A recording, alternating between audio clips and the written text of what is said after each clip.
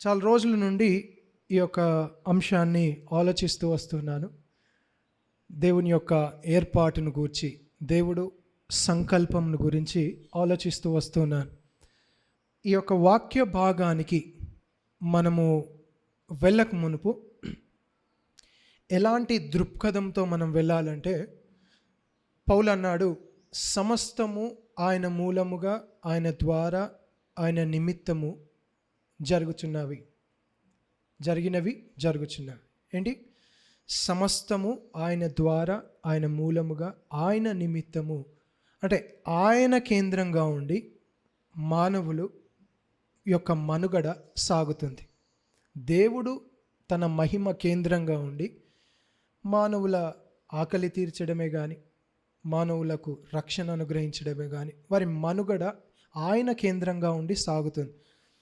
అలాంటి దృక్పథంతో దేవుడు ఆయన నిమిత్తము సమస్తం చేస్తున్నాడు, ఆయన కొరకు చేస్తున్నాడు, ఆయన ద్వారా చేస్తున్నాడు అనే దృక్పథంతో, అనే ఆలోచన కలిగి ఈ వాక్య భాగాన్ని మనం సమీపించాలి. అటువంటి హృదయాన్ని మనం దయచేసి ఎటు ఆలోచన లేకుండా అటువంటి హృదయంతో దేవుని కొరకు సమస్తము దేవుడు చేస్తున్నాడు కదా అనే ఆలోచన కలిగి ఈ వాక్యాన్ని ధ్యానించడానికి ప్రయత్నించుదాం. మంచిది. 8వ అధ్యాయం, రోమా పత్రిక 8వ అధ్యాయంలో మనకందరికీ ఇష్టమైన అధ్యాయం, అంతేనా? లేదా ఒక క్రైస్తవుడు, దేవుని సేవకులు, దేవుని బిడ్డలు ఎక్కువగా ఆశ్రయం కోరే అధ్యాయం ఏదైనా ఉందంటే, ఆదరణ పొందే అధ్యాయం ఏదైనా ఉందంటే రోమా పత్రిక 8వ అధ్యాయం అని చెప్పొచ్చు.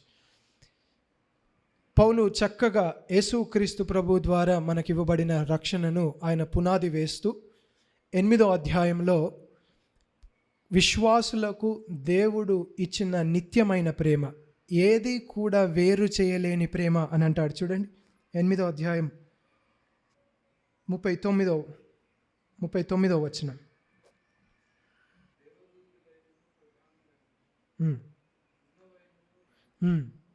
ఏమన్నాడు అంటే, అక్కడి వరకు పత్రిక అంతా చెప్తూ వచ్చాడు, క్రీస్తు ప్రేమ నుండి మనల్ని ఏది కూడా వేరు చేయలేదు అని సంఘానికి ఆయన ఆదరణకరమైన మాటలు చెప్తూ వస్తున్నాడు.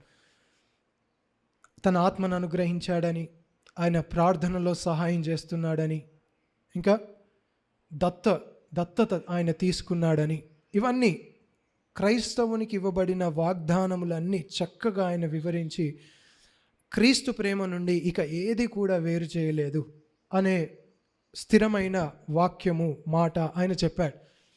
అయితే వెంటనే ఎటువైపు తిరిగాడండి? నాకు బహు దుఃఖమును నా హృదయంలో మానని వేదనయు కలదు, క్రీస్తునందు నిజమే చెప్పుచున్నాను, నా దేహ సంబంధులైన నా సహోదరుల కొరకు నేను క్రీస్తు నుండి వేరై శాపగ్రస్తుడనై ఉండకూడదును అని అన్నాడు. అంటే క్రైస్తవులను గూర్చి మాట్లాడుతూ, క్రైస్తవులకు ఇవ్వబడిన వాగ్దానమును గూర్చి చెప్తూ, ఒకేసారి యూదుల వైపు ఆయన తిరిగినట్టుగా మనం చూస్తున్నాం. దేన్ని చెప్పడానికి ప్రయత్నిస్తున్నాడండి? ఒకటి వెనుక ఒకటి ఏదో జత చేసుకుంటూ వెళ్తున్నాడా? ఏదైనా ఆలోచన పద్ధతిలో? సాధారణంగా రోమా పత్రిక మనం చదువుతున్నప్పుడు ప్రశ్నిస్తూ ఆయన సమాధానాలు ఇస్తూ ఉంటాడు. ఇది మీరు జ్ఞాపకం ఉంచుకోనండి. ప్రశ్నిస్తూ సమాధానాలు ఇస్తూ ఉంటాడు. అయితే ప్రశ్న పైనున్న సందర్భానికి వేరుగా ఉన్నట్టు ఉంటుంది. అట్లయితే దేవుడు అన్యాయస్తుడా లేదా ఇలాంటి ప్రశ్నలు ఉంటాయి. కానీ పైనున్న దాంతోనే సమాధానము, ఏదైతే దానికి సమాధానం ఇస్తాడో పైనున్న వాటితో ఆ సమాధానము కలుస్తుంది. ప్రశ్నను ఒకవేళ మనం పక్కకు పెట్టి ఆలోచిస్తే పైనున్న ఆ క్రమంతో సమాధానము కలుస్తూ వాటిని ఆలోచించి మరలా ఆ ప్రశ్నను మనం చదివితే చక్కగా మనకు పత్రిక అర్థమవుతూ ఉంటుంది. సమాధానంతో, ఆయన ఇచ్చే సమాధానంతో మరలా పైనున్న దాంతో పోల్చి చూస్తే కొన్నిసార్లు అలా మనకు చాలా ఉపయోగపడుతుంది. సరే, ఈరోజు ఇక్కడ వెంటనే ఆయన విశ్వాసులకు ఇవ్వబడిన ఆ ధన్యత అంతా మాట్లాడి ఒక వ్యక్తి, మీరే అనుకుందాం, పత్రిక రాస్తున్నారు. మీ కుమారునికి రాస్తున్నారు, పిల్లలు ఎక్కడో ఉన్నారు, పిల్లలకు రాస్తున్నారు ఒక పత్రిక రాస్తూ ఆయనకి ఇవ్వబడిన మేలులన్నిటినీ గురించి చెప్పి ఒకేసారిగా వేరే అంశము మాట్లాడినట్టుగా అనిపించింది అనుకోండి. మీ ఉద్దేశంలో ఏముంటుంది? సాధారణంగా సందర్భానుసారంగా ఏదో ఒక ఆలోచన ఉంటుంది. అట్లనే ఇక్కడ కూడా పౌలు ఒక ఆలోచన కలిగి ఉన్నాడు. దాన్ని ఈరోజు మనము విభజించడానికి ప్రయత్నించుదాం. ఈరోజు మనం నేర్చుకుపోయేది దేన్ని గురించిన మాటలు అంటే, దేవుడు మానవునితో చేసిన సంకల్పము, నిబంధన పద్ధతి ఏంటి? సృష్టికర్త సృష్టముతో దేవుడు వ్యవహరించే విధానము, సృష్టికర్త సృష్టముతో దేవుడు చేసే నిబంధన ఎలా ఉంటుంది, అలా మనము జాగ్రత్తగా ఆలోచించాలి. పౌలు అది చెప్పడానికి వెంటనే 2 విషయాలు ఇక్కడ ఎంచుకున్నాడు. 2 సందర్భాలు. ఎవరెవరివి అంటే, అబ్రహాముకు దేవుడు ఆ పద్ధతిని చూపించాడు, దేవుడు నిబంధన ఎలా చేస్తాడు, దేవుడు సంకల్పం ఎలా ఉంటుందని. అలాగే ఆశ్చర్యకరంగా రిబ్కాకు దేవుడు చూపించాడు అనేది 2 ఆయన పాత నిబంధన లేఖనాల్లో నుండి ఆయన చూశాడు. ఏంటండి? అబ్రహాముతో దేవుడు మానవునితో ఎలా నిబంధన చేస్తున్నాడు, ఆయన సంకల్ప విధానం ఏంటి అనేది ఎంతోమందికి దేవుడు చూపించవచ్చు. కానీ ప్రాముఖ్యంగా దేవుడు ఎవరికి చూపించాడు అని మనం గమనిస్తే, పౌలు ఎత్తిపట్టాడు, అబ్రహాముకు నేను చూపించాను దేవుడు అంటున్నాడు, అలాగే రిబ్కాకు కూడా నేను చూపించాను. అవి 2 విషయాలు ఎలా చూపించాడు, ఏ పద్ధతిలో చూపించాడు, అవి 2 విషయాలు వాళ్ళు ఏం నేర్చుకున్నారు అవి చూసి మనం ముగించుకుందాం. అర్థమవుతుందా అండి? ఒక ఉదాహరణ నేను చెప్తాను, అంటే వాటి యొక్క ప్రాముఖ్యత, ఎందుకు మనము వెనుకకు వెళ్ళి ఆలోచించాల్సి వస్తుందని. ఇప్పుడు చంద్రమండలానికి సాధారణంగా ఈ సమయాల్లో వెళ్తున్నారు. అయితే వారి సాక్ష్యానికి, వారు వచ్చి ఏదైనా సాక్ష్యం చెప్పారనుకోండి, వారి సాక్ష్యానికి కొద్ది నమ్మకం ఉంటుంది. కానీ 200 సంవత్సరముల క్రితం, 100 సంవత్సరముల క్రితం వెళ్ళిన ఒక వ్యక్తి కూడా ఇదే మాట చెప్పాడు అని అన్నామనుకోండి, ఆ సాక్ష్యానికి ఇంకా బలం ఎక్కువ ఉంటుంది. ఎందుకంటే పితరులు లేదా చరిత్రలో ఉన్న వారి పట్ల గౌరవం ఉన్నవారు ఎవరైనా వాటిని దృఢమైన సాక్ష్యంలాగా తీసుకుంటారు. అట్లా ఈరోజు మనం దీన్ని చూస్తున్నప్పుడు చూడాలి, ఏదో అత్యాధునికమైన వ్యక్తులముగా వాళ్ళు ఎలా మాట్లాడుకుంటూ ఉన్నారు అలా కాకుండా, దయచేసి మనకు దృఢమైన సాక్ష్యం ఇవ్వబడుతుంది, పెద్ద ఎత్తు నుండి మనకు సాక్ష్యం అనుగ్రహింపబడుతుంది, దేవుని సంకల్పం ఇలా ఉంటుంది అని. అట్లా మనం చూస్తూ ఈ లేఖనాన్ని మనం పరిశీలించడానికి ప్రయత్నించుదాం. మంచిది. మొట్టమొదటిగా సందర్భం కొద్దిగా మనం అర్థం చేసుకోవడానికి నేను ఈ మాటలు చెప్తున్నా. ఆయన 2వ వచనంలో ఒకసారి చూడండి.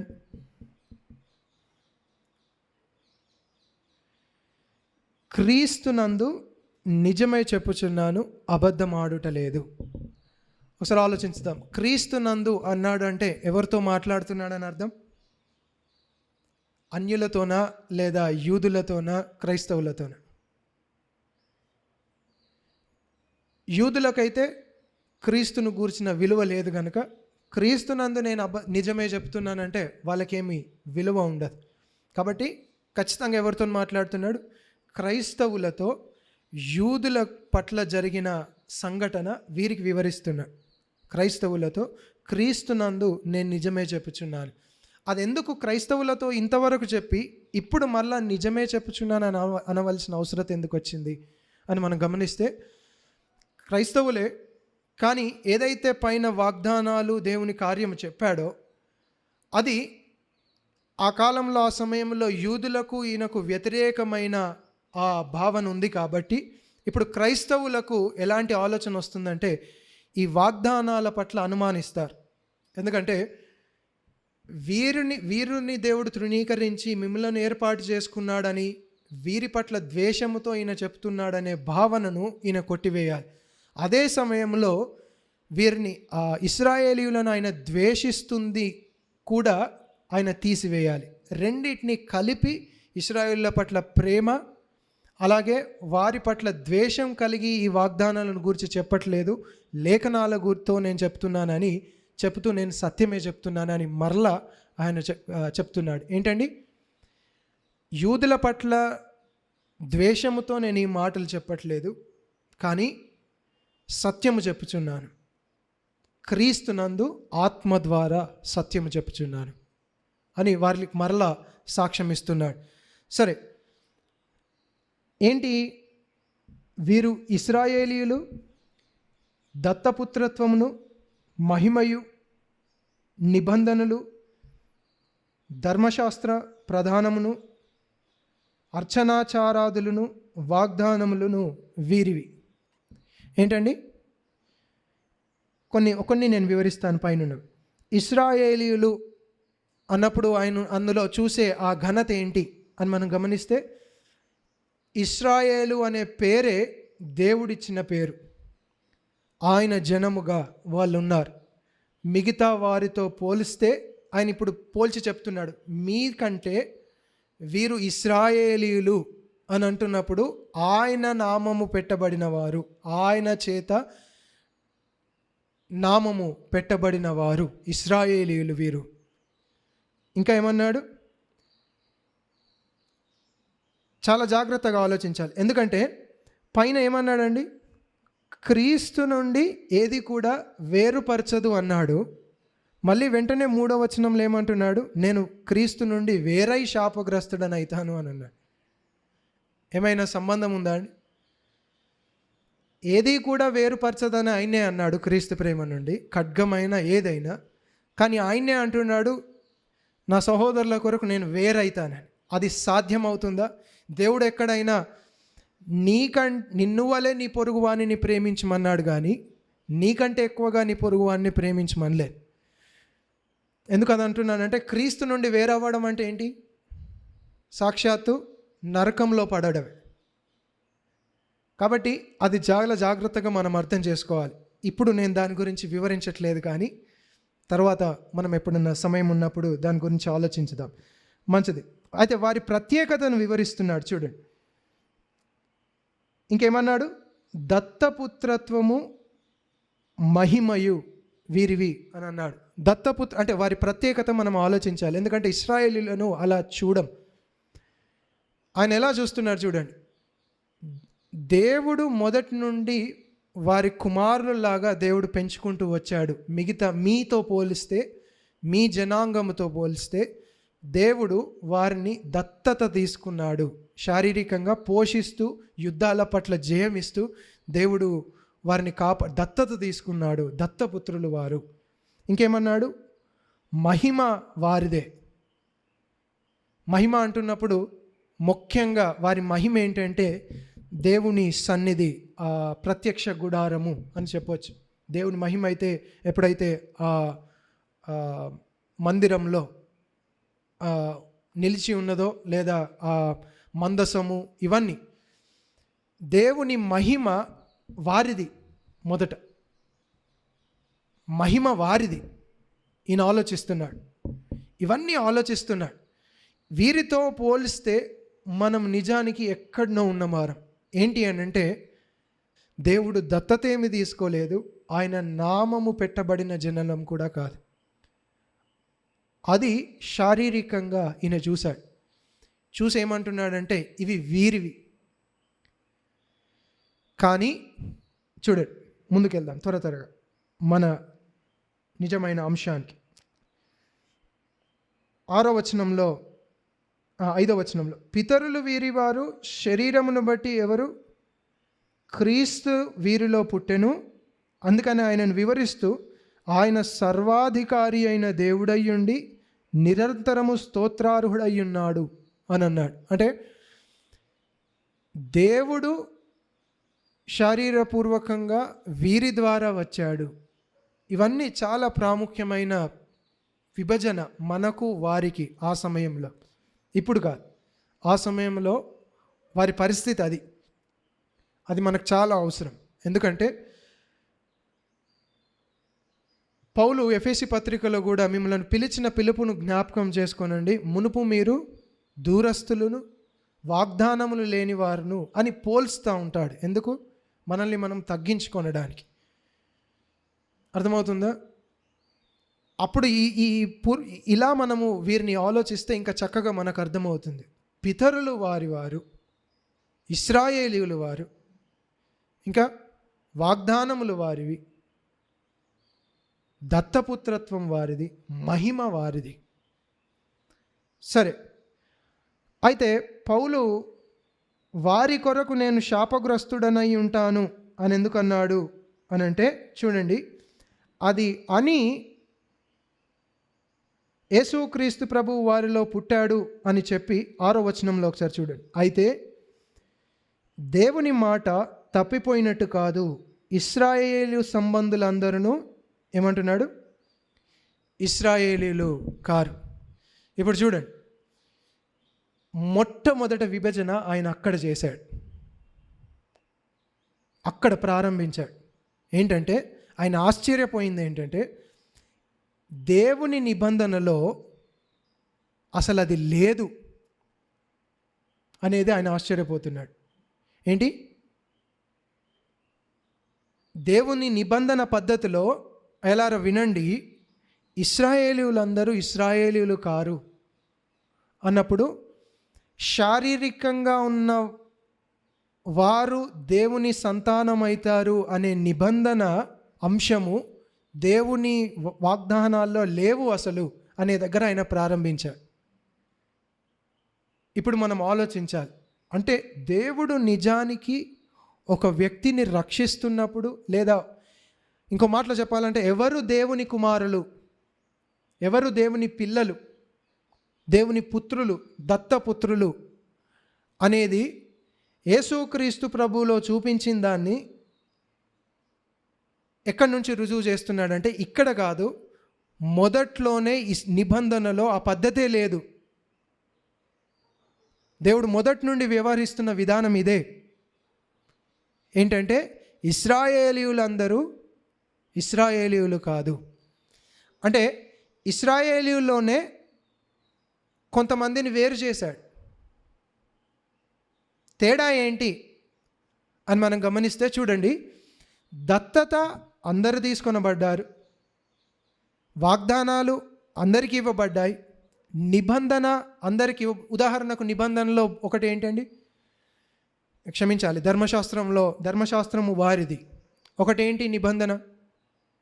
సున్నతి చేయించుకొనడం అనుకుందాం. ఇష్మాయేలు సున్నతి చేయించుకున్నాడు, ఇస్సాకు సున్నతి చేయించుకున్నాడు, మిగతా అందరూ సున్నతి చేయించుకున్నారు. అయితే గమనిస్తే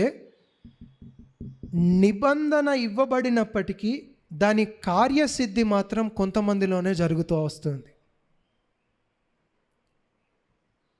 ధర్మశాస్త్రం అందరికీ ఇవ్వబడింది, కానీ దాని కార్యసిద్ధి మాత్రం కొంతమందిలోనే జరుగుతుంది. ఇశ్రాయేలీయులు అందరు ఇశ్రాయేలీయులు కాదు, మొదటి నుండి దేవుడు అలా నడిపించట్లేదు. ఆయన యేసుక్రీస్తు ప్రభువులో ఇవ్వబడిన మనకు ఆ భాగ్యమును మొదటి నుంచి ఇదే అనే దాంతో రుజువుపరుస్తున్నాడు. అక్కడ మనకు అర్థం కావాలి, దేవుని సంకల్పము ఇప్పుడు ప్రారంభం కాలేదు. జాగ్రత్తగా వినండి, చాలా భయకరమైన సత్యం మనం వింటున్నాం. ఏంటండి? మొట్టమొదటిగా ఎక్కడ విభజన చేశాడు? ఇశ్రాయేలీయులోనే ఇశ్రాయేలీయులు కారు అనే విభజన చేశాడు. అంటే ఏంటి? పైన చెప్పాడు నిబంధనలు వీరివి ఇవన్నీ అన్నాడు, కానీ ఇశ్రాయేలీయులందరూ ఇశ్రాయేలీయులు కారు అన్నాడు. అంటే అందరికీ అవన్నీ ఇవ్వబడ్డాయి, సున్నతి అందరూ చేయించుకుంటున్నారు, ధర్మశాస్త్రం అందరూ పాటిస్తున్నారు, కానీ వాటి యొక్క కార్యసిద్ధి కొంతమందిలోనే జరుగుతుందయ్యా అని అన్నాడు. వారికి ఆశ్చర్యం కలిగింది, వినేవారికి. ఏంటి, ఎలా చెప్తున్నావు నువ్వు? చూడండి ఆయన ఇచ్చిన కారణం చదవండి ఎవరైనా. 7వ వచనం, దాన్నే మరలా ఇంకా స్థిరం చేయడానికి పైన ఇశ్రాయేలు సంబంధులందరూ ఇశ్రాయేలీలు కారు అనేది అబ్రహాములో మాట్లాడుతూ దాన్ని వివరిస్తున్నాడు. చదవండి 7వ వచనం.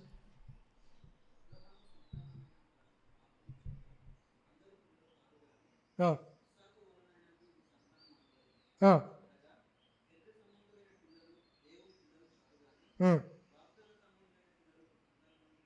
ఆ, సరిపోదు. పైననేమో చూడండి, జాగ్రత్తగా గమనిస్తాం 7, 8ని. వాటిని పారలలిజం అంటారు. అబ్రహాము అయినంత మాత్రము చేత అందరూ పిల్లలు కారు అని అన్నాడు.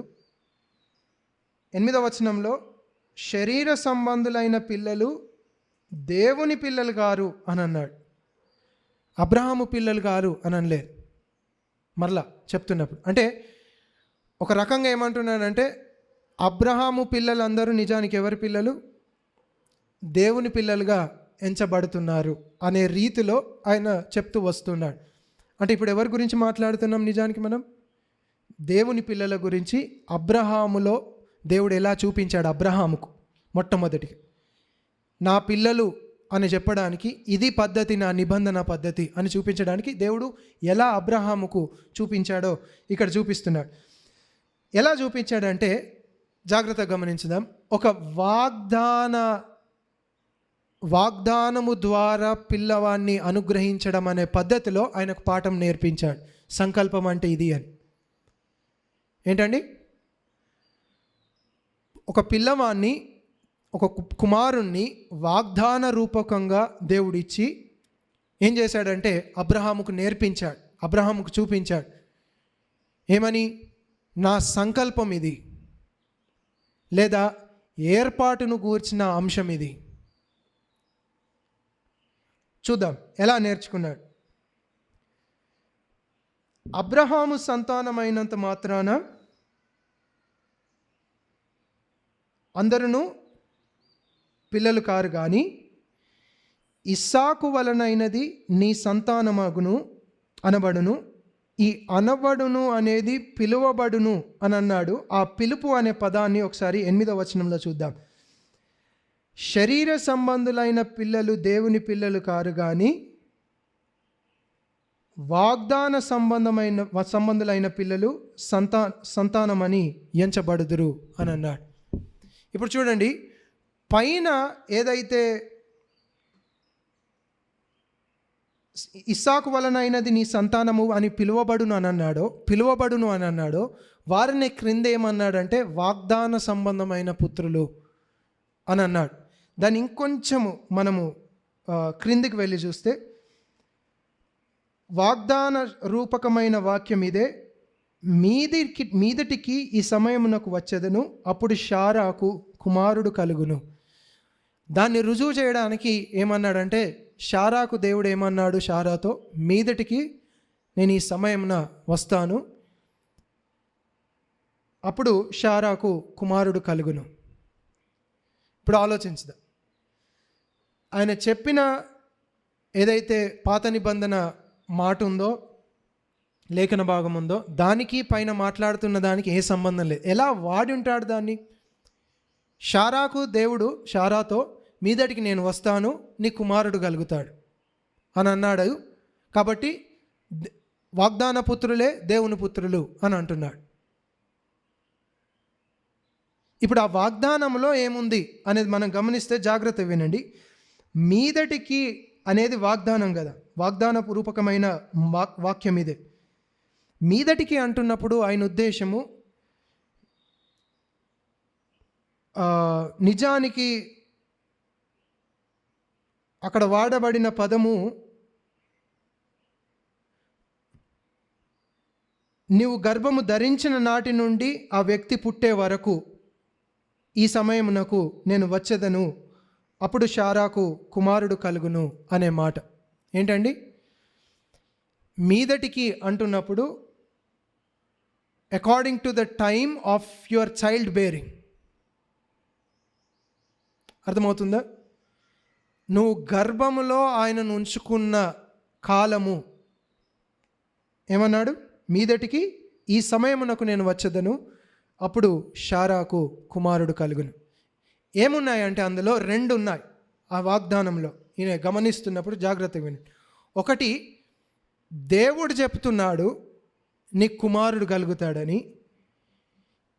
అదే క్రమంలో ఒకే రోజులో జరగట్లేదు, మీదటికి ఈ కార్యం జరుగుద్ది. అంటే ఇంకో మాటలో చెప్పాలంటే ఆశ్చర్యకరంగా ఒక వ్యక్తి పుట్టబోతున్నాడు, కానీ సాధారణ మానవ పద్ధతిలోనే పుట్టబోతున్నాడు. రెండు అందులో జరుగుతున్నాయి. ఏంటండి? మీదటికి ఈ సమయంలో అనేది దేవుడు ఎందుకు జత చేయాల్సి వచ్చింది? సంవత్సరం ముందు ఆ పాత నిబంధనలో ఆ వాగ్దానం ఎందుకుంది అని మనం చూస్తే, దేవుడు ఒక పిల్లవాడిని అనుగ్రహిస్తున్నాడు సాధారణ మానవి పద్ధతిలోనే. కానీ వచ్చే పిల్లవాడిని దేవుడు ఏమని రూఢిపరుస్తున్నాడంటే, సంవత్సరం ముందే వచ్చి నీకు పిల్లవాడు కలగబోతాడు అనేది ఆయన ఇస్తున్నట్టుగా ముందే ఆయన ముద్ర వేశాడు, ఆయన ఇస్తున్నట్టుగా. ఆ లేఖనాన్ని పౌలు తెచ్చుకొని ఏమంటున్నాడంటే, ఇదిగో వాగ్దానపూర్వకమైన వాక్యం ఇదే. అందులో ఏముందంటే, ఒకవైపు దేవుడు చెప్తున్నాడు నేను ఇస్తున్నానని, కానీ మీదటికి ఈ సమయమున అంటే సాధారణ రూపకంగా ఇస్సాకు ఆమెకు అంటుంది అని చెప్పి ఏమంటున్నాడంటే, ఇస్సాకు వాగ్దాన రూపకంగా పుట్టినవాడు. ఇదంతా నేనేం వివరించకుండా సాధారణంగా ఇస్సాకు వాగ్దాన రూపకంగా పుట్టినవాడు అని చెప్తే స్వీకరిస్తారు కావచ్చు. కానీ దేవుడు అందులో ఏం చేశాడో గమనించాలి. ఎలా వారితో వ్యవహరించాడు అబ్రహాముతో, అది చూడాలి. అది చూసి మనం ఒప్పుకోవాలి. అది పౌలు చూసి అందుకనే పాత నిబంధనలో నుండి ఆ మాట ఎత్తి పడుతున్నాడు. లేకపోతే ఆయన కూడా ఈ మాట ఎత్తి పట్టకుండానే వాళ్ళు స్వీకరించేవారు. వాగ్దాన సంబంధులే సరిపోతుంది, అసలు మొదట్లోనే సరిపోతుంది. ఎక్కడ ఇశ్రాయేలీయులందరూ ఇశ్రాయేలు కారు అని అక్కడితోనే ఆపేసి మిగతా ముందుకు వెళ్ళవచ్చు, అంతేనా? ఇదంతా రుజువు చేయాల్సిన అవసరం లేదు. కానీ ఎంత ప్రాముఖ్యంగా ఎంచాడు చూడండి. మనం అట్లా చూస్తున్నామా? అలా చూస్తున్నారా? లేదా మాకు ఇదంతా ముందే ఏంటి, వాగ్దాన రూపకంగా పుట్టినవాడే నిజమైన పుత్రుడు, అది మాకు తెలుసు. కాదు కాదు, ఇక్కడ ఆయన ఎలా మాట్లాడుతున్నాడో అనే పద్ధతిలో మనం చూస్తే దేవుడు ఎలా వ్యవహరిస్తున్నాడో మనకు అర్థమవుతుంది. ఇప్పుడు ఈయనకు అర్థమైంది ఏంటండి? ఇశ్రాయేలీయులందరూ ఇశ్రాయేలీయులు కారు అంటే మొట్టమొదట విభజన ఎక్కడ చేశాడు? ఇశ్రాయేలీయులను పక్కకు పెట్టాడు. దాన్ని రుజువు చేయడానికి ఏమన్నాడంటే, అసలు వాగ్దాన ప్రారంభంలోనే ఎవరికైతే వాగ్దానం ఇవ్వబడిందో ఆ వాగ్దాన ప్రారంభంలోనే ఇద్దరిని దేవుడు విభజించాడయ్యా. ఇశ్రాయేలులో అందరూ ఇశ్రాయేలులు కారంటే మీకు అర్థం కావట్లేదు కదా. చూడండి, అసలు ఎవరికైతే ఆ వాగ్దానం ఇవ్వబడిన ప్రారంభంలోనే, వాగ్దానం ఇంకా కొత్తగా ఉన్నప్పుడే దేవుడు ఇద్దరిని విభజించాడు. కొత్తగా ఉన్నప్పుడే ఇద్దరిని విభజించాడంటే తర్వాత వచ్చే ఇశ్రాయేలీయులను దేవుడు తప్పకుండా విభజిస్తాడు. అంటే ప్రతి ఒక్కరి పట్ల లెక్క ఉంటుంది, ప్రతి ఒక్కొక్కరి పట్ల లెక్క ఉంటుంది. ఎందుకంటే వాగ్దాన ప్రారంభంలోనే ఆయన ఇష్మాయేలును నిరాకరించి ఇస్సాకును దేవుని సంతానంగా, అబ్రాహాము సంతానంగా దేవుడు ఎంచాడు. ఎందుకు అని గమనిస్తే పౌలు అంటున్నాడు, ఇది దేవుని వలన కలిగింది. ఇంకో మాటలో చెప్పాలంటే అక్కడ పిలుపు అనే పదం ఉంది చూసారా? ఆ పిలుపు అనే పదం నిజానికి ఉనికిలోనికి పిలవడం అన్నట్టు. ఎలాగైతే లాజరు మరణించిన సమాధిలో ఉన్నప్పుడు దేవుడు యేసుక్రీస్తు ప్రభు లాజరు బయటకు రా అని ఎలా పిలిచాడో అలాంటి పిలుపును గూర్చిన మాట ఇది. ఏమంటున్నాడు? వాగ్దాన రూపకమైన మాట ఇదే, మీదటికి ఈ సమయమున నీకు కుమారుడు కలుగును.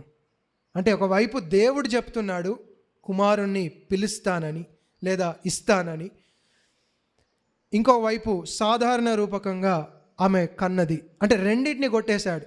సాధారణ రూపకంగా వచ్చిన ఇస్సాకే, కానీ తప్పుగా అర్థం చేసుకోవద్దు, ఇష్మాయేలుతో ఈయనతో తప్పుగా అర్థం చేసుకోవద్దు. నిజానికి శారా, ఇంకో మాటలో చెప్పాలంటే అబ్రహాము శారాతో పిల్లవాడిని కనడము అనేది అసాధ్యం. ఆ సమయంలో ఊహకు మించింది. అలాంటి పరిస్థితుల్లో దేవుని వలన కలిగిన బిడ్డగా ఆయన వచ్చాడు.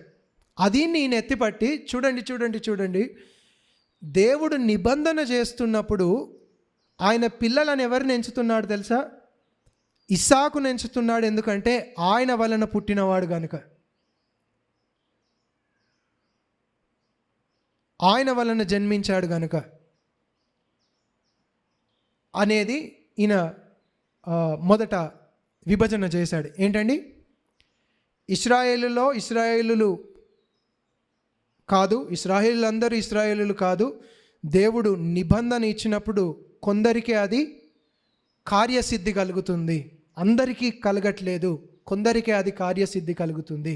వారెవరు అని మనం గమనిస్తే, దేవుని వలన పుట్టినవాడు అనే వాగ్దాన రూపకమైన పుట్టిన ఇస్సాకును జత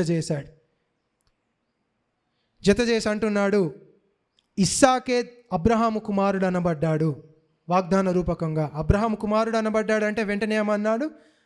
దేవుని పిల్లలు వారు అని అన్నాడు. అంటే మొట్టమొదటిగా అబ్రహాంకి ఏం నేర్పించాడు ఇప్పుడు దేవుడు? పౌలు చెప్తున్నాడు, ఆయన సంకల్పాన్ని వివరించడానికి ఇదిగో సంగమా వినండి అని చెప్తూ, దేవుని సంకల్పం ఈ విధంగా ఉంది.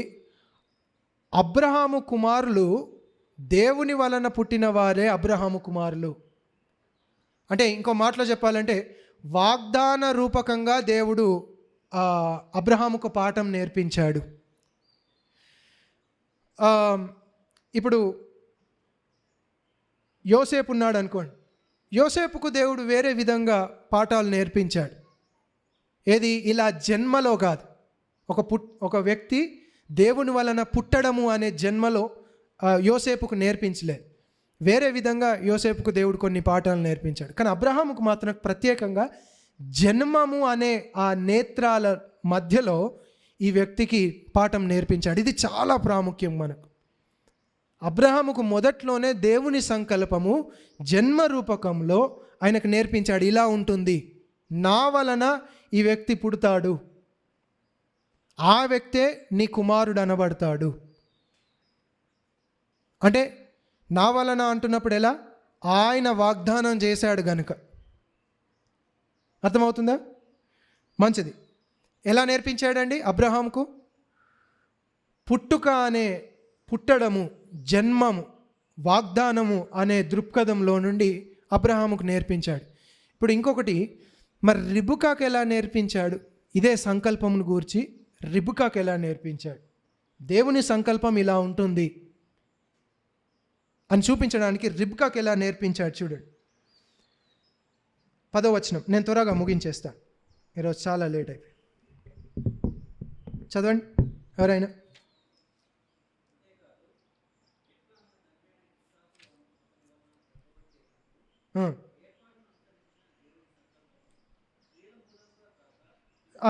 ఒక్కొక్క దాన్ని విభజించుకుంటూ వెళ్దాం దయచేసి. మనం కలిసి, నాతో ఇంకొద్దిగా ఓపిక పట్టి కలిసి మనం ప్రయత్నించుదాం. మనకు ఇది అందుతుంది, అందని ద్రాక్ష పండు కాదు, మనకి ఇది అందుతుంది. చక్కగా ఆలోచించడానికి కలిసి ప్రయత్నించుదాం. ఏమన్నాడు? రిబ్కా మన తండ్రి అయిన ఇస్సాకు అను ఒక్కని వలన గర్భవతి అయింది. ఇంకా నొక్కి పట్టి చెప్తున్నాడు, అబ్రహాముకు దేవుని పిల్లలని ఎవరు అనబడ్డారంటే వాగ్దాన పూర్వకంగానే పుట్టినవాడే, దేవుని వలన పుట్టినవాడే దేవుని కుమారుడు అనబడ్డాడు. ఇంకా దాన్ని తప్పించుకొనకుండా, ఎవరు దానిపైన నేరము మోపకుండా ఇంకేమంటున్నాడంటే, ఒక నిమిషం ఆగండి, రిబ్కాను ఒకసారి గమనిస్తే మనకు అర్థమవుతుంది. పైన అబ్రహాం అయితే మీరు అనుకోవచ్చు, ఇస్సాకును దేవుడు ఏర్పరచుకోవడానికి హాగరు ఐగుప్తురాలు గనుక దేవుడు ఇస్సాకును ఏర్పరచుకున్నాడు అని మీరు అనుకోవచ్చు.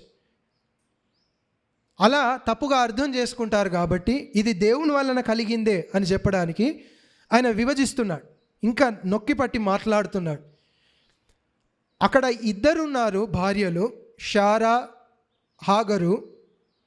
అయినా హాగరు ఐగుప్తీయురాలు కాబట్టి దేవుడు హాగరును నిరాకరించి ఆ కారణాన్ని బట్టి ఇస్సాకును దేవుడు ఏర్పరచుకున్నాడు అని నువ్వు అంటావేమో. ఒక నిమిషం ఆగండి, రిబుకాను గమనించండి. ఇక్కడైతే ఇద్దరు పిల్లలు, అందులో కవలలు.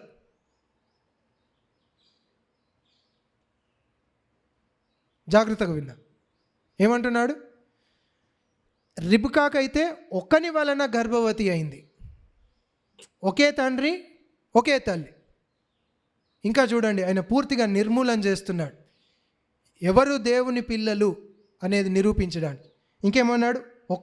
ఒక్కని వలన గర్భవతి అయినప్పుడు ఏర్పాటును అనుసరించిన దేవుని సంకల్పము క్రియల మూలము కాక పిలుచువాని మూలముగా నిలకడగా ఉండు నిమిత్తము పిల్లలు ఇంకా పుట్టి మేలైనను కీడైనను చేయకముందే అని అన్నాడు. చూడండి, పైన మనం గమనిస్తే ఇస్సాకు ఇష్మాయేలు పుట్టి కొంత వయస్సు వచ్చిన వాళ్ళు. వారితో పోల్స్తే అక్కడ మనం అనే అవకాశం ఉంటుంది. ఏమని? ఇష్మాయేల్ను మనం గమనిస్తే ఆయన సహోదరుణ్ణి హేళన చేస్తున్నాడనే సాక్ష్యం ఉంది. ఇష్టానుసారంగా దేవునికి వ్యతిరేకంగా జీవిస్తున్నాడనే సాక్ష్యం ఉంది. కాబట్టి దేవుడు ఇష్మాయేలును తృణీకరించి ఎవరిని? ఇస్సాకు తండ్రి దగ్గరనే విధేయుడై జీవిస్తున్నాడు కాబట్టి దేవుడు ఆయనను వాగ్దాన పుత్రునిగా చేసుకున్నాడు అని మనం అనొచ్చు.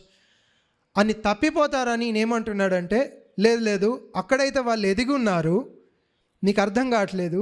ఇక్కడ వాళ్ళు ఇంకా పుట్టక ముందే, పిల్లలు ఇంకా పుట్టక ముందే ఇంకేం చేత చేశాడు చూడండి, మేలైన కీడైన చేయకముందే. చాలా జాగ్రత్తగా విందాం. ఆయన సాధారణంగా పిల్లలు ఇంకా కీడైన చేయకముందే అని అనలేదు. కీడు చేయడం కాదు, ఇద్దరిలో ఒకరు ఎవరైనా కీడు చేయడము, లేకపోతే ఇద్దరు కీడు చేయడం కాదు, ఇద్దరు మేలు కూడా చేయలేదు. ఎవరు ఒక్కరు కూడా ఏ మేలు కూడా చేయలేదు. ఇంకా అంటే మంచి కార్యం ఏది కూడా చేయలేదు. ఏమన్నాడు? పెద్దవాడు చిన్నవానికి దాసుడగనని అనేశాడు దేవుడు.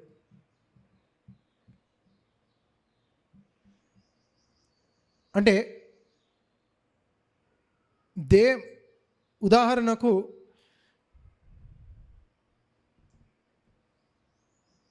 ఇంజనీరింగ్ చదివిన వ్యక్తి, నేను ఎప్పుడు ఆయనని ఇంజనీర్ అని పిలుస్తానంటే, ఇంజనీర్ అయిన తర్వాత నేను ఈయనను ఇంజనీర్ అని పిలుస్తా.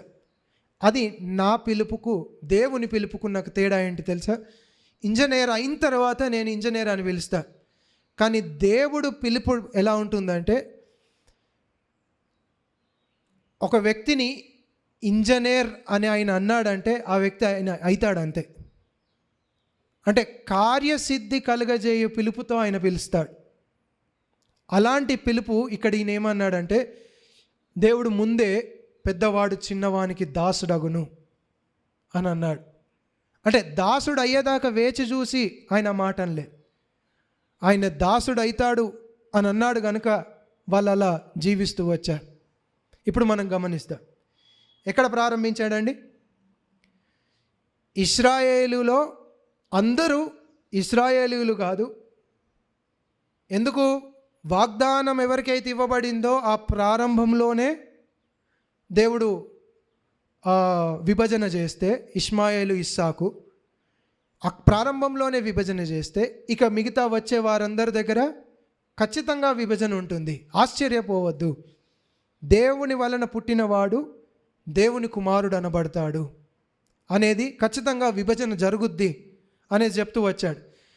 రిబ్కాకైతే, అబ్రహాముకైతే పుట్టుక పద్ధతిలో ఆయనకు నేర్పించాడు. రిబ్కాకు ఏ పద్ధతిలో నేర్పించాడంటే క్రియల మూలముగా ఇది కాదు.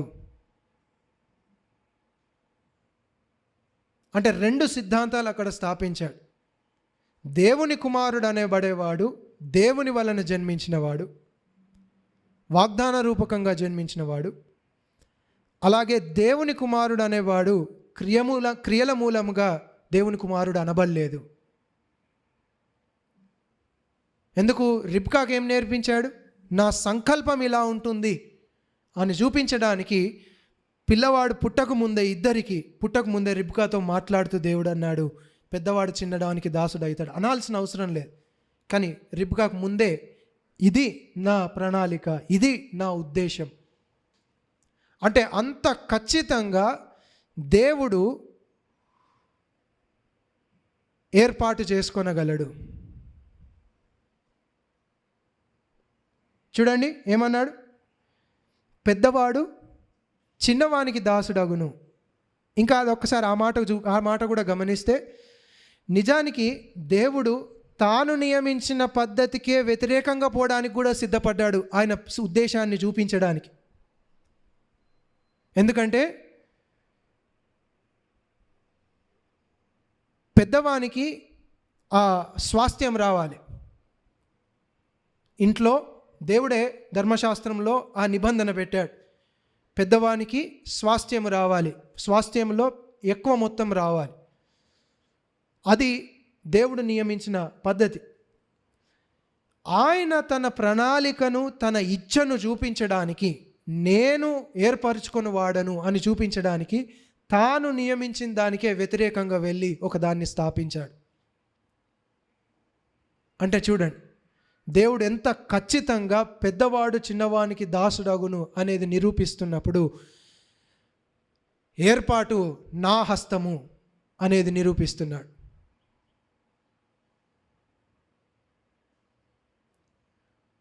చివరిగా పౌలు చెప్తున్నాడు, కారణం ఏంటి మరి, ఎందుకు ఇలా జరిగింది, ఎందుకు దేవుడు ఇలా అన్నాడు, ఎందులో నుండి ఇవన్నీ పొర్లి వస్తున్నాయి, ఎక్కడి నుండి వస్తున్నాయి ఇవన్నీ అని గమనిస్తే 13లో అన్నాడు చూడండి,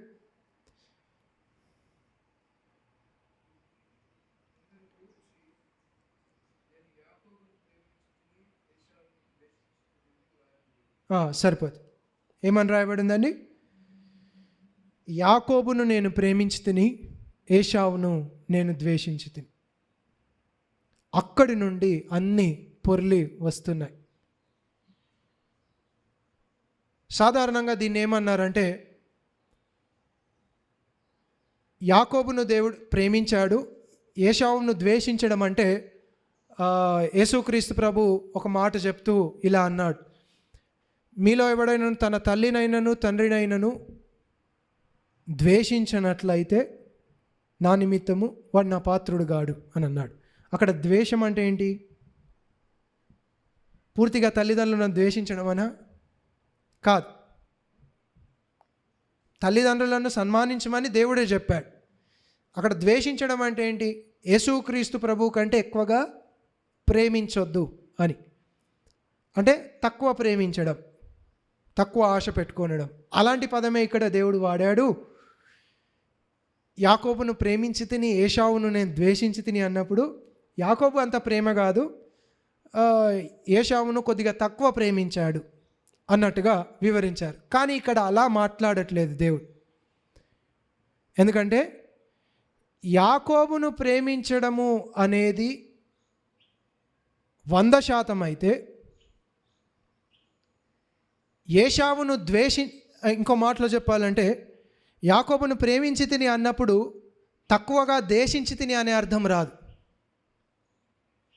ఏశావును ద్వేషించి తిని అన్నప్పుడు తక్కువగా ప్రేమించి తిని అనే అర్థం కూడా రాదు. అర్థమవుతుందా? యాకోబును నేను ప్రేమించి తిని అన్నప్పుడు తక్కువగా ద్వేషించాను కాదు, ఆ వ్యక్తి సరిగా ఉన్నా లేకపోయినా చివరి వరకు ఆయన ప్రేమను కురిపిస్తూ ఆయన వచ్చాడు. అంటే రక్షణ పొందే వరకు ఆయన ప్రేమిస్తాడు, తక్కువ ప్రేమించడం కాదు, తక్కువ ద్వేషించడం కాదు. అలాగే యాకోబును ఏశావును నేను ద్వేషించి తిని అన్నప్పుడు కూడా తక్కువ ప్రేమించడము రాదు. మరణం, నరకం లోయల్లోకి పోయే వరకు దేవుడు విడిచిపెట్టాడు ద్వేషం. ఎందుకు? ఇది చెప్పగానే చాలామంది అనే ప్రశ్న ఏంటంటే, ఆయన క్రింద కూడా అడుగుతాడు, అదేంటి అట్లయితే దేవుడు అన్యాయస్తుడు అవుతాడు కదా, వాళ్ళు ఏం తప్పు చేశారని దేవుడు ఒకరిని ద్వేషించాలి అని అంటారు. నేను దాని గురించి మాట్లాడట్లేదు. కానీ జాగ్రత్తగా గమనించండి, దేవుడు 3 విషయాలు మనం ఇక్కడ గమనించవచ్చు. నేను చదువుతున్నాను వినండి. నిబంధన ఎలాగైతే ఇశ్రాయేలీయులను ప్రత్యేకపరిచిందో, ఏర్పాటు కూడా దేవుని ప్రజలను ప్రత్యేకపరుస్తుంది. ఏర్పాటు, జాగ్రత్తగా విని. ఎవడైనాను మీలో నేను ఏర్పరచబడిన వాడనని వట్టివాడయి ఉంటే అది వాస్తవం కాదు. ఎందుకంటే ఆయన కృప నీలో కార్యసిద్ధి కలుగుతలేదు. మంచిగా జీవించినందుకు ప్రేమించబడిన వాడు కాదు. ఆయన ప్రేమిస్తే వీళ్ళు అలా జీవిస్తూ వస్తున్నారు. ఇంకో మాటలో చెప్పాలంటే యాకోబు ఏశావుకు తేడా ఏంటి అని మనం గమనిస్తే, ఏ భేదమును లేదు. అందరూ పాపం చేసి దేవుడు అనుగ్రహించే మహిమను పొందలేకపోతున్నారు. తేడా ఏం లేదు.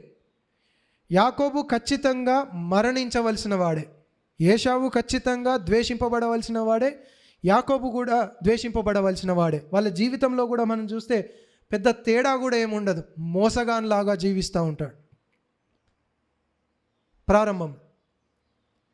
కానీ మనం చూస్తే యాకోబుకు దేవుడు వాగ్దానం అనుగ్రహించాడు. ఎందును బట్టి అంటే కేవలము ఆయన సంకల్పాన్ని బట్టి. ఆయన ప్రేమించాడు గనుక. ఏశావును ఆయన విడిచిపెట్టాడు. ఇద్దరు నాశనానికి అర్హులే, ఇద్దరు ద్వేషింపబడవలసిన వారే. కానీ ఆయన ఉచితంగా యాకోబును ప్రేమించడం ప్రారంభించాడు. ఉచితంగా యాకోబును ఏర్పాటు చేసుకున్నాడు. ఇది ఆయన సంకల్పం. ఇప్పుడు దేవుడు ప్రత్యక్షపరుస్తున్నాడా? లేదు లేదు లేదు. అబ్రహాముకు ఆనాడే దేవుడు నేర్పించాడు. రిబ్కాకు ఆనాడే, నేను నా ప్రజలతో చేసే నిబంధన ఇలా ఉంటుంది. మహోన్నతునైన దేవుడు మానవులతో వ్యవహరించే విధానం అది. ఏంటి అంటే, దేవుని వలన పుట్టినవాడు, వాగ్దాన రూపకంగా పుట్టినవాడు, అలాగే క్రియల మూలముగా కాదు, ఆయన ప్రేమను బట్టి. అప్పుడు మనకు అర్థం కావాలి. 8వ అధ్యాయంలో ఇవ్వబడిన వాగ్దానాలు అన్నీ ఉన్నాయి చూసారా? ఎవరికి అవి ఆపాదించబడతాయంటే దేవుని మూలంగా పుట్టిన వానికి. యేసుక్రీస్తు ప్రభు ఆనాడే వాగ్దానం చేశాడు, నా వలన జన్మించిన వాడు. ఇప్పుడు ఒకసారి గమనించుదాం.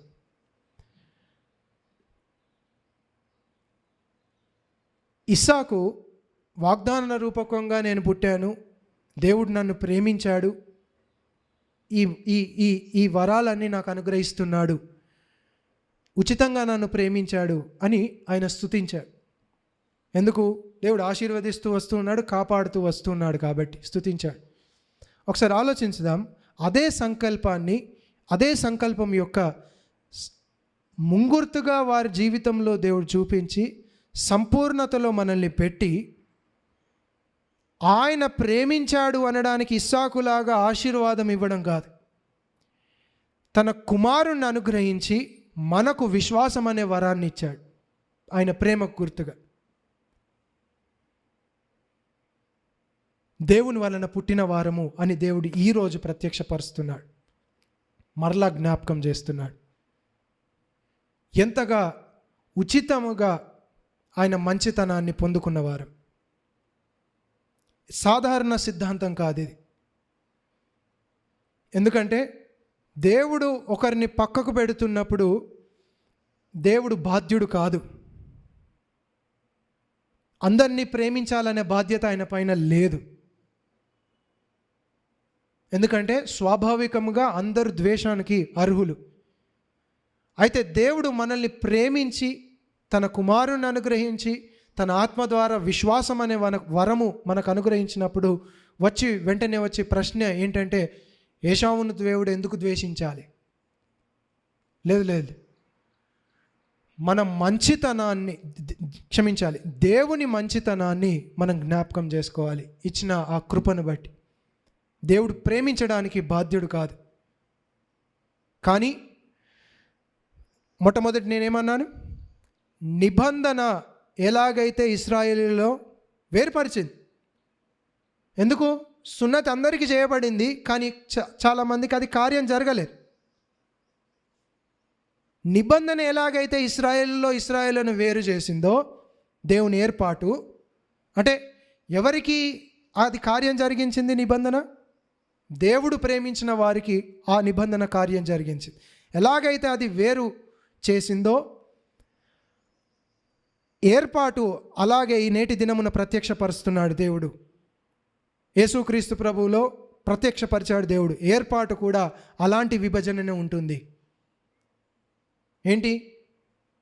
కొందరిలోనే అది కార్యసిద్ధి కలుగజేస్తుంది. కొందరిలోనే అది కార్యసిద్ధి కలుగజేస్తుంది. ఇంకేమన్నాడు? రెండవదిగా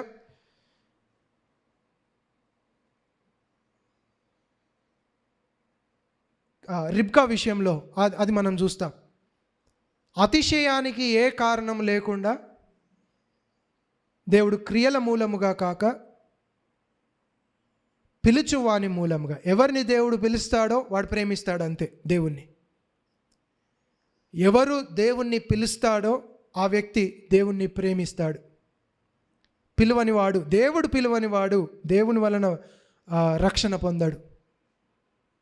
అలా మనము ఒక దినమున పిలువబడిన వారం కాబట్టి ఈరోజు యేసు ప్రభువుని ప్రేమిస్తున్నాం. విశ్వాసం అనేది ఒక వరం మనకు. కాబట్టి 1 కొరింథీలో అంటాడు, అతిశయానికి కారణం లేకుండా దేవుడు మొదటి నుండి ఆయన నిబంధన పద్ధతి ఇదే. అంటే దేవుడు ఆశించేది ఏంటి? ఎవరు అతిశయపడకూడదని. మీ అందు మీరు అతిశయపడొద్దని, ఏ కార్యం మీరు చేసినా, ఎంత పెద్ద సంపాదన ఉన్నా, ఎంత టాలెంట్స్ ఉన్నా, దేవుడు నిబంధన పద్ధతి మానవునితో చేసేది ఏంటంటే అతిశయపడకుండా దేవుడు నిబంధన చేస్తున్నాడు. ఎవరికి అతిశయ కారణం లేకుండా యేసుక్రీస్తు ప్రభువును దేవుడు స్థాపించి విశ్వాసం మూలంగా ఈ రక్షణ ఇస్తున్నాడు. కేవలం విశ్వసించుట ద్వారా. ఎందుకు అలా చేయాల్సి వచ్చిందంటే మీరు అతిశయించొద్దని, మనం అతిశయించొద్దని. కానీ ఎలా జీవిస్తున్నాం మనం గమనించాలి. ఒకసారి ఆలోచించుకుందాం, పరిశీలించుకుందాం. దేవుని నిబంధన మొదటి నుండి ఇదే రుజువుపరుస్తూ వస్తూ యేసుక్రీస్తు ప్రభువులో ఇంకా సంపూర్ణంగా ప్రత్యక్షపరిచి ఆత్మనే మనకు అనుగ్రహించినంతగా ప్రేమ చూపిస్తే అతిశయం ఎక్కడిది? దేన్ని గురించి అతిశయపడదాం ఒకరిపైన ఒకరు? ప్రేమ మనం చూపిస్తున్నామా దినదినము సహోదరుల పట్ల? జ్ఞాపకం ఉంచుకోవాలి. దేవుని పద్ధతే ఇది. నీలో కార్యసిద్ధి కలుగుతుందా మనం పరిశీలించుకోవాలి. దేవుడు వ్యవహరించే విధానం ఇది. అందుకనే పేతురు అంటాడు, పరిశీలించుకోనండి మీ రక్షణను, మీ విశ్వాసంలో ఇవి ధరించుకొని పరిశీలించుకోనండి, కార్యసిద్ధి కలుగజేయండి, నిర్లక్ష్యం చేయకండి అని చెప్తూ వస్తూ ఉన్నాడు. అది దేవుడు ఏర్పాటుని పద్ధతి ఏంటండి? మొట్టమొదటిగా నిబంధన ఎలాగైతే వేరు చేసిందో ఏర్పాటు కూడా అలాగే వేరు చేస్తుంది అంతే. ఎందుకంటే దేవుని వలన పుట్టినవాడు, వాగ్దాన రూపకంగా పుట్టినవాడు, పైనుంచి జన్మించిన వారం మనం. అది. రెండవదిగా అతిశయ కారణం లేకుండా దేవుని నిబంధన ఉంది యేసుక్రీస్తు ప్రభు ద్వారా అని మనం గమనించాలి. అతిశయ కారణం లేకుండా. కాబట్టి మన జీవితంలో మనం పరిశీలించుకోవాలి. మూడవదిగా, చివరిగా, దేవుడు పక్షపాతం చూపించినట్టు కాదు. అలాగే దేవుడు కూడా తన పిల్లల్ని ప్రేమించడానికి ఆయనకు అర్హత ఉంది. తన ఇష్టం చొప్పున ఆయన ప్రేమించగలడు. అట్లని అందరినీ ప్రేమించడానికి ఆయనకు బాధ్యత లేదు. ఆయన పైన నేరారోపణ లేదు. ఎందుకు? మనం ఎలాగైతే మన భార్యను ప్రేమిస్తామో ఆయన అలా తన పిల్లలను ప్రేమిస్తాడు. అది ఈరోజు మనము చాలా అంటే మనకు తెలిసిన విషయాలే, కానీ ఎక్కడి నుండి ఆయన మాట్లాడుతున్నాడు పౌలు. ఈరోజు మనము పెద్ద సాక్ష్యాన్ని మనం తీసుకున్నాం. సాధారణ వ్యక్తుల నుండి మనం తీసుకోలేదు. మొదటి నుండి దేవుడు అలానే నడిపిస్తున్నాడు అనగానే మన హృదయము భయముతో వణుకుతో సొంత రక్షణను కొనసాగించుకోవాలి. ఎందుకంటే అబ్రహాముకు దేవుడు ఆనాడే నిరూపించాడు దేవుని సంకల్పము ఆయన బట్టి ఉందని. ఇంకెంత మనము జాగ్రత్తగా సొంత రక్షణను చివరి వరకు కొనసాగించుకోవాలి భయముతో వణుకుతో.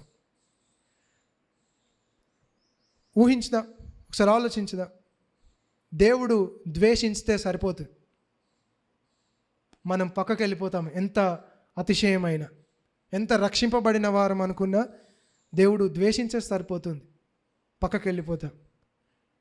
కానీ దూరస్తులమైనను వాగ్దానము లేని వారమైనను మనలను దేవుడు ఉచితంగా ప్రేమించాడు. ఆ ప్రేమకు రుజువేంటో తెలుసా? ఇస్సాకులాగా ఆశీర్వాద బావులను ఇవ్వడం కాదు, తోడై ఉండడం కాదు, యాకోబులాగా ఆయనకు తోడై ఉండి నడిపించడం కాదు. యేసుక్రీస్తు ప్రభువును రుజువుపరిచిన పరిస్థితుల్లో మనం ఉన్నాం. యేసు ప్రభువును ప్రాణం రక్తముగా ప్రాయశ్చిత్తముగా ఆయన అర్పించిన ఆ ప్రేమలో మనం ఉన్నాం, చూస్తున్నాం. ఇంకెంత ఇటువంటి ప్రేమను మనకిచ్చాడని చూస్తే ఇస్సాకు కంటే మనం ఎంత స్తుతించబద్దులమై ఉన్నాం. ఏర్పాటులో ఉచితమైన ఏర్పాటు, ఆయన మూలముగా పుట్టాం. ఇస్సాకు ఎలా శారీరకంగా పుట్టాడు, ఆయన మూలంగా ప్రేమింపబడ్డాం. యాకోబు ఎలాగా అయితే ప్రేమింపబడ్డాడు, ఇతరులు ద్వేషింపబడుతున్నారు. అటువంటి కృప యేసుక్రీస్తు ప్రభు ద్వారా ఉన్నత స్థాయిలో మనకు ప్రత్యక్షపరచబడి ప్రేమ కురిపించబడుతుంది. కాబట్టి యేసు ప్రభువుని చూస్తూ ఆయన చేసిన మేలును, మనం మంచితనాన్ని, దేవుడు చేసిన మంచితనాన్ని జ్ఞాపకం చేసుకుంటూ ఎప్పుడు భయముతో వణుకుతో ఆ ప్రేమను రుజువుపరుస్తూ ఈ లోకంలో జీవించాలి. చివరిగా ఒక మాట, ఎవడైనను వట్టివాడయ్యుండి నేను ఏర్పరచబడినవాడు అని అంటే మోసపోతున్నాడు. దేవుడి వాక్యం దీవించును గాక. ప్రార్థన చేసుకుందాం.